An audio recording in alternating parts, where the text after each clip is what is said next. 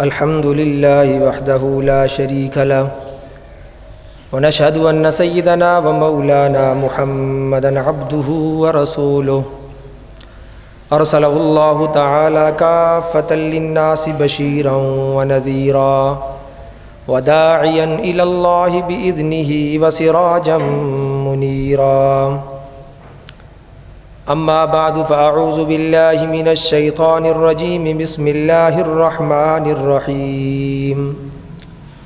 وإذا سألك عبادي عني فإني قريب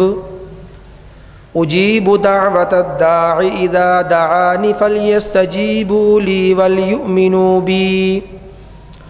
وليؤمنوا بي لعلهم يرشدون. وقال الله تبارك وتعالى في مقام آخر: وقال ربكم ادعوني أستجب لكم إن الذين يستكبرون عن عبادتي سيدخلون جهنم داخرين. وقال رسول الله صلى الله عليه وسلم: الدعاء هو العبادة. وقال صلى الله عليه وسلم في موضع آخر: الدعاء مخ العبادة، أو كما قال رسول الله صلى الله عليه وسلم: صدق الله وصدق رسوله النبي الأمي الكريم. اللهم صل على محمد في أول كلامنا، اللهم صل على محمد في أوسط كلامنا، اللهم صل على محمد في آخر كلامنا. سامعین محترم، واجب الاحترام بزرگوں اور عزیز ساتھیوں،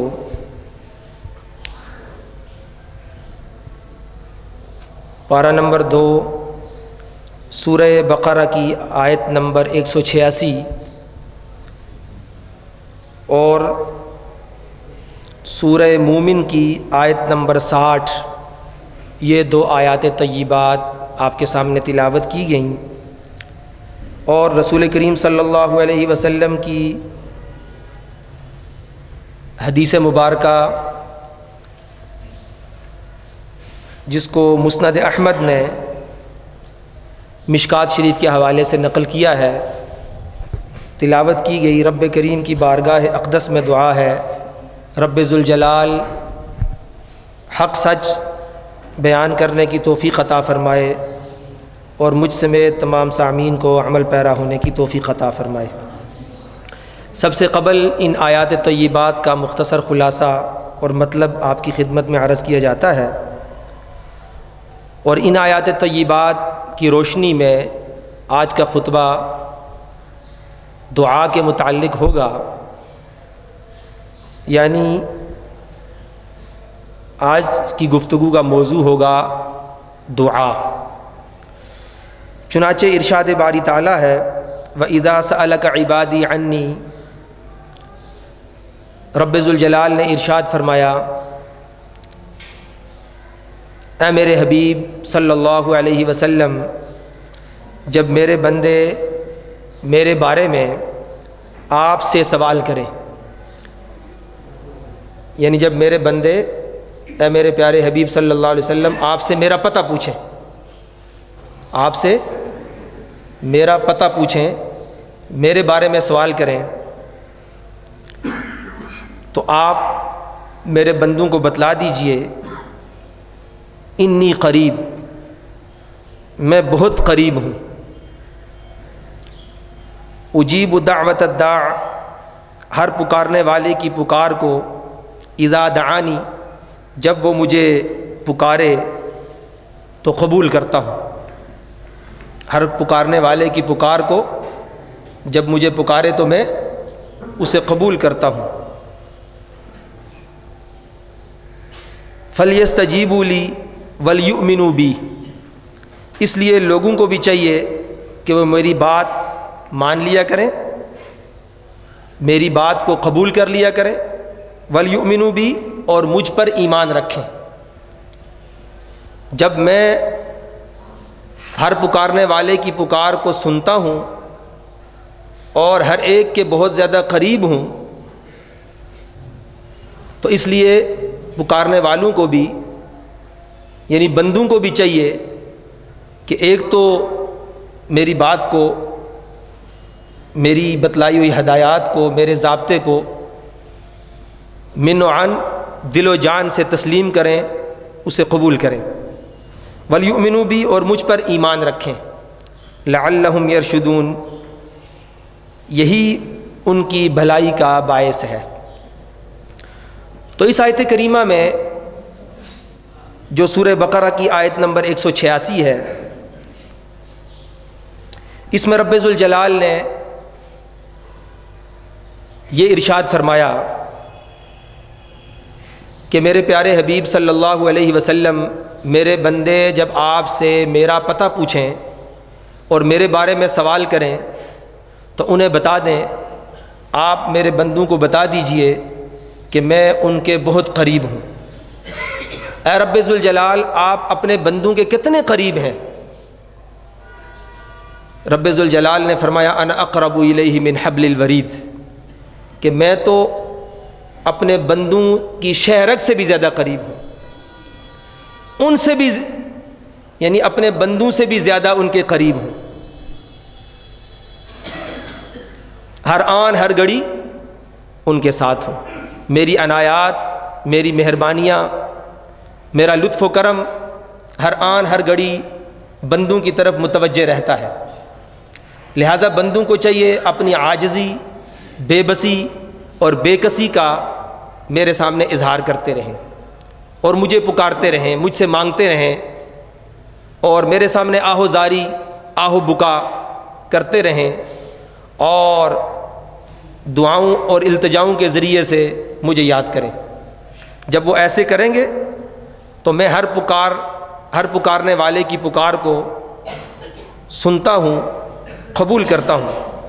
لہٰذا بندوں کو بھی چاہیے کہ وہ میری بات کو تسلیم کریں اور مجھ پر ایمان رکھیں۔ ایسے کریں گے تو یہ ان کے لیے بھلائی کا اور خیر کا باعث ہوگا۔ اور دوسری آیت طیبہ پارہ نمبر 24 سورہ مومن کی آیت نمبر 60 ہے۔ وَقَالَ رَبُّكُمُ ادْعُونِي أَسْتَجِبْ لَكُمْ، رب ذوالجلال نے ارشاد فرمایا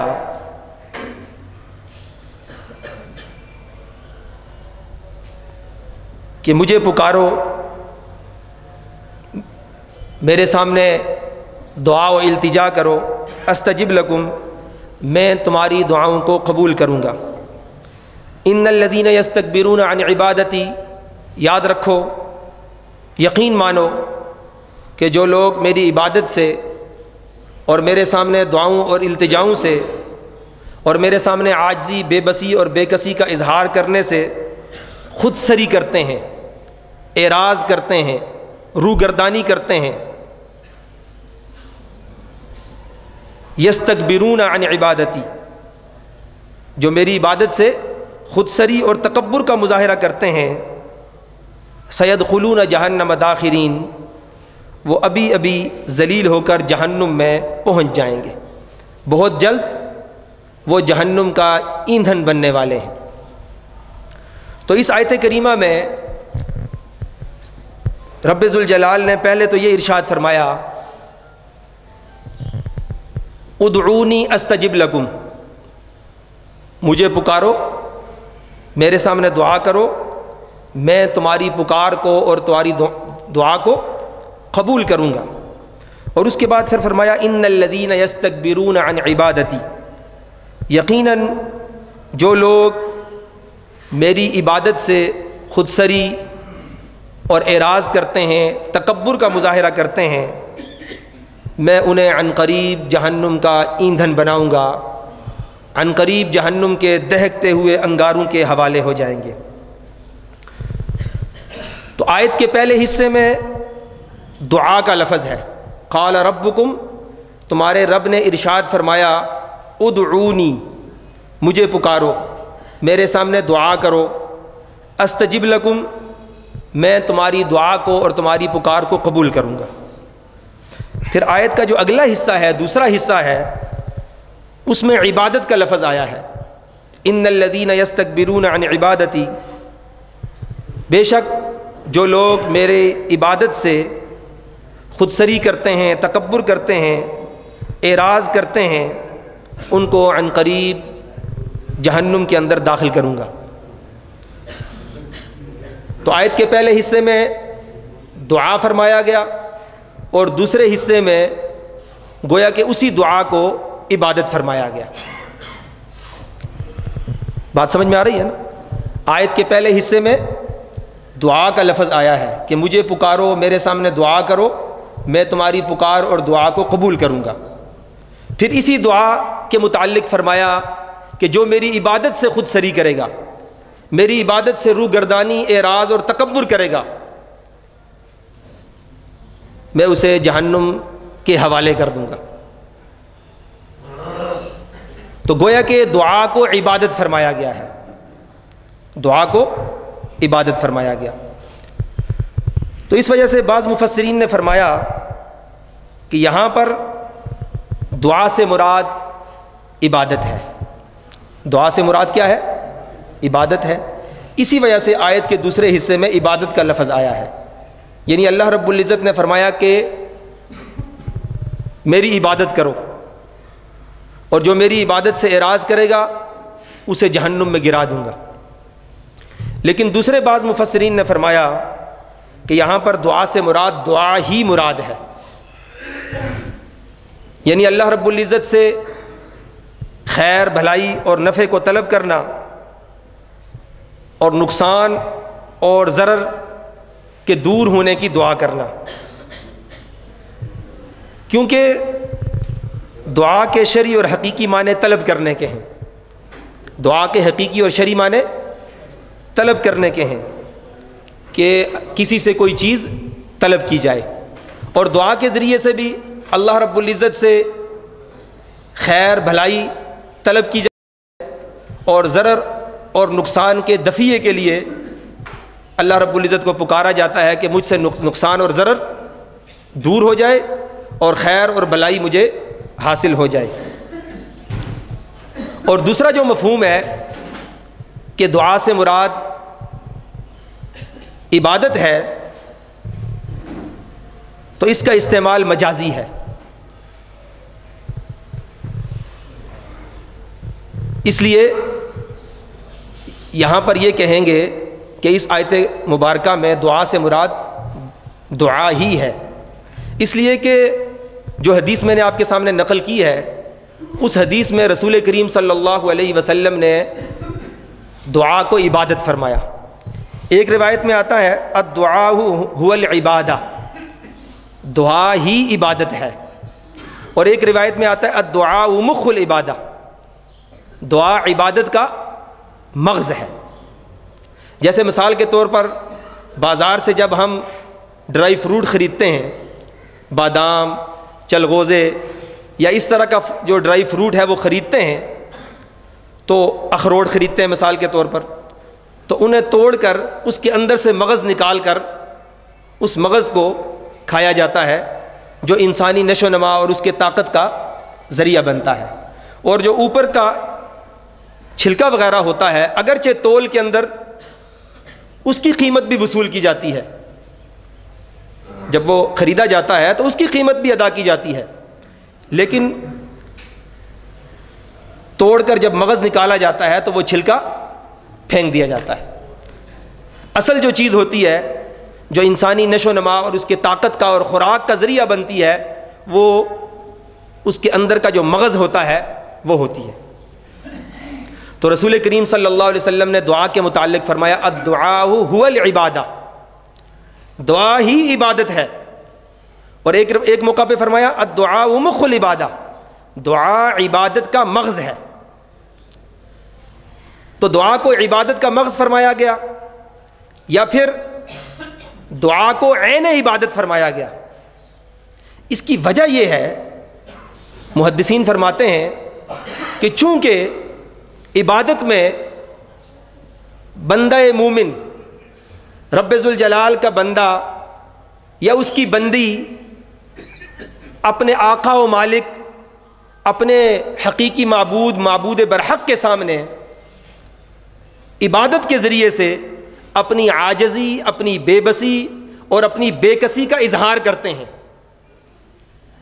گویا کہ مثال کے طور پر ہم نماز کو لے لیتے ہیں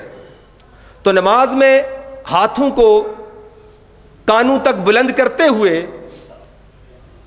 تکبیر پڑھی جاتی ہے، اللہ اکبر۔ تو گویا عبادت کرنے والا رب ذوالجلال کی عظمت، اس کی بڑائی، اس کے جبروت و جلال کا اقرار اور اظہار کر رہا ہوتا ہے، اور اپنی بے بسی اور اپنی بے کسی عملی طور پر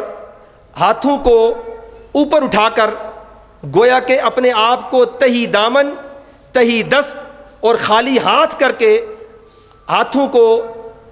باندھ کر رب ذوالجلال کے سامنے عاجزی اور بے بسی کا مجسمہ بن کر کھڑا ہو جاتا ہے، اور اس کی عظمت اور اس کی بڑائی کو بیان کرتا ہے، اور اپنے آپ کے بارے میں یہ ظاہر کر رہا ہوتا ہے کہ اے رب ذوالجلال، تو نہ صرف غنی ہے بلکہ غنیوں کا بادشاہ ہے، اور میں تیرے در کا فقیر ہوں، بڑا ہی بے بس ہوں، بے کس ہوں، عاجز و ناتواں ہوں، اور میں نے سب کچھ جھٹک کر بے سر و سامانی کے عالم کے اندر عاجزی کا مجسمہ بن کر تیرے حضور تہی دامن اور تہی دست ہو کر ہاتھوں کو باندھ کر کھڑا ہو گیا۔ تو گویا کہ بندہ عبادت کے ذریعے سے، بلکہ تمام اسلامی عبادات کے اندر یہ رنگ نظر آتا ہے، تمام اسلامی عبادات میں، کہ بندہ اپنی عاجزی اور بے بسی کا اظہار کرتا ہے، حتیٰ کہ دوران عبادت بہت ساری ایسی چیزیں جو آدمی کے لیے جائز ہوتی ہیں وہ ناجائز ہو جاتی ہیں، جو حلال ہوتی ہیں وہ حرام ہو جاتی ہیں، جو مباح ہوتی ہیں وہ غیر مباح ہو جاتی ہیں، جو مناسب ہوتی ہیں وہ نامناسب ہو جاتی ہیں۔ تو اب بندہ غور و فکر کرے، سوچے کہ دوران عبادت مجھ پر تو حلال بھی حرام کر دیا گیا، جائز بھی ناجائز کر دیا گیا، مناسب کو غیر مناسب کر دیا گیا، مباح کو غیر مباح کر دیا گیا، مجھے تو تہی دامن اور تہی دست کر دیا گیا، اور مجھے بے بس و بے کس، خلاش اور لاچار کر دیا گیا، اور میں خود اس کا اظہار اور اقرار کر رہا ہوں کہ میرے پلے کچھ نہیں، میں بڑا ہی عاجز و ناتواں ہوں۔ تو تمام اسلامی عبادات کے اندر یہ رنگ نظر آتا ہے۔ میں نے آپ کے سامنے نماز کی مثال دی، اور یہی بات دعا کے اندر بھی ہوتی ہے کہ بندہ رب ذوالجلال کے حضور گویا کہ اپنے ہاتھوں کو اٹھاتا ہے جب، تو وہ کس بات کا اظہار و اقرار کر رہا ہوتا ہے کہ اے میرے رب، تیرے در پہ میں سوالی بن کر آیا ہوں اور خالی ہاتھ ہوں، اور عاجزی اور بے بسی کا مظاہرہ کرتا ہے، اور یہ رنگ عبادات کی بنسبت، نماز کی بنسبت دعا کے اندر زیادہ پایا جاتا ہے۔ عاجزی اور بے بسی دعا کے اندر زیادہ پائی جاتی ہے۔ اسی وجہ سے رسول کریم صلی اللہ علیہ وسلم نے فرمایا الدعاء مخ العبادہ، دعا عبادت کا مغز ہے، اور دعا عین عبادت ہے۔ الدعاء هو العبادہ، دعا عین عبادت ہے۔ تو عاجزی اور بے بسی، بے کسی، لاچاری، اپنے آپ کو کمزور ظاہر کرنا، اپنی طاقت کو اور اپنے روپے پیسے کو یا انسان کو جو کچھ اللہ رب العزت نے عطا کر رکھا ہے اس کو بالکل جھٹک کر خالی ہاتھ رب کے حضور اپنے ہاتھوں کو بلند کر کے یہ اس بات کا اظہار و اقرار کیا جاتا ہے۔ تو میں عرض یہ کر رہا تھا کہ عبادت کے دعا کے اندر یہ رنگ زیادہ پایا جاتا ہے۔ اسی وجہ سے فرمایا کہ دعا عین عبادت ہے اور دعا عبادت کا مغز ہے. اور اسی بات کو اس آیت کریمہ میں، سورہ مومن کی آیت کریمہ میں رب ذوالجلال نے فرمایا قال ربکم، اے دنیا کے انسانوں دل کے کانوں سے یہ بات سن لو، فرمان شاہی ہے، تمہارے رب کا یہ اعلان اور فرمان ہے، ادعونی، تم مجھے پکارو، استجب لکم، جب تم مجھے پکارو گے تو میں تمہاری پکار کو سنوں گا، قبول کروں گا. اور یاد رکھو جو میرے سامنے عاجزی اور بے بسی کرنے سے، مجھے پکارنے سے اور میرے سامنے دعا کرنے سے تکبر کا مظاہرہ کریں گے، ان الذین یستکبرون عن عبادتی، جو میری عبادت سے خودسری، تکبر اور میرے سامنے عاجزی اور بے بسی سے اپنے آپ کو مستغنی سمجھیں گے، وہ یاد رکھیں ان کو میں جہنم کے دہکتے ہوئے انگاروں کے حوالے کر دوں گا. تو کوئی گویا کہ دعا کرنا عاجزی بے بسی کا اظہار کرنا ہے، اور دعا نہ کرنا، رب ذوالجلال کے سامنے ہاتھوں کو دعا کے لیے بلند نہ کرنا، یہ تکبر کی علامت ہے. تو آج جمعۃ المبارک ہے، اس دن کو احادیث میں دعا کا دن بھی فرمایا گیا ہے، اجتماعی عبادت کا دن، درود شریف کا دن، اور پھر دعا کا دن فرمایا گیا ہے. اور حدیث میں آتا ہے کہ جمعے کے دن ایک ایسی خاص گھڑی ہے قبولیت والی کہ اس میں جو بھی خیر کی دعا مانگی جائے اللہ تعالیٰ اس کو ضرور قبول فرماتے ہیں. تو آج کے دن کو، جمعۃ المبارک کے اس دن کو، پاکستان کے جو مشائخ اور علماء ہیں انہوں نے خطباء اور ائمہ سے یہ اپیل کی ہے کہ اس دن کو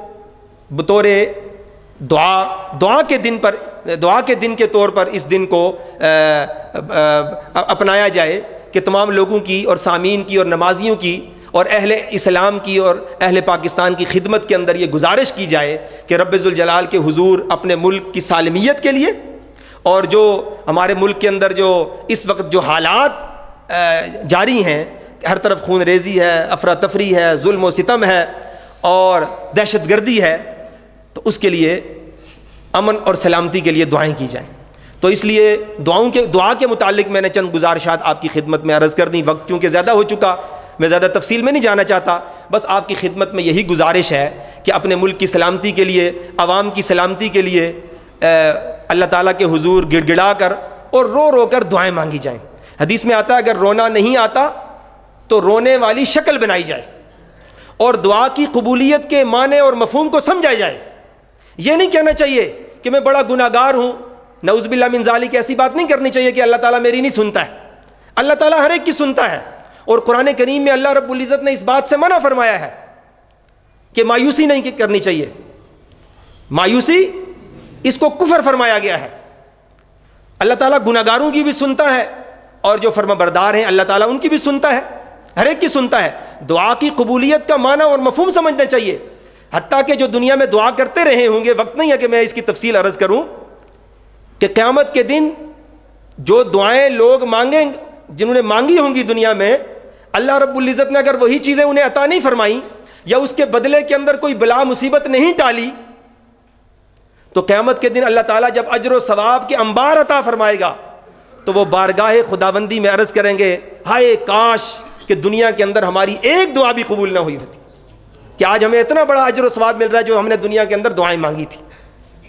تو اس لیے اللہ تعالیٰ کے حضور جمعے والے دن دعائیں قبول ہوتی ہیں. تو ملک کی سالمیت کے لیے، دہشت گردی اور فتنہ اور فساد کے خاتمے کے لیے اللہ تعالیٰ کے حضور دعائیں کی جائیں. اور یہ جو مذاکرات ہو رہے ہیں ان کے اس سلسلے میں بھی دعائیں کی جائیں کہ اللہ تعالیٰ ان مذاکرات کو کامیاب فرمائے تاکہ ہمارے ملک کے اندر امن قائم ہو. اللہ تعالیٰ ہم سب کو عمل کی توفیق عطا فرمائے. وآخر الدعوانا الحمدللہ. أنا العبد الذي كسب الذنوب وصدته الأماني أن يتوب.